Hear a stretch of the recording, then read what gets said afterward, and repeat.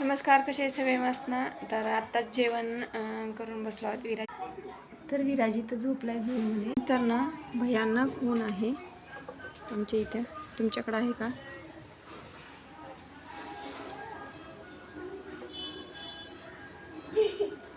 स्वराज इकडे खेळतंय. जेवण ते करून बसलं, विराजला झोपलं आणि असलं ऊन आहे, भयानक ऊन आहे. तर आता विराज झोपला. आता विराज झोपल्यानंतर मग आता मी पण थोडासा आराम करणार आहे. आज ना जरा थोडीशी पूर्ण घराची अशी साफसफाई केली मी. ते लेंटरवरचे डबे ते घासले आणि साफ करून घेतले. पूर्ण म्हणजे लेंटरवरची मांडणीवरची पूर्ण भांडी घासली आणि लावून घेतली.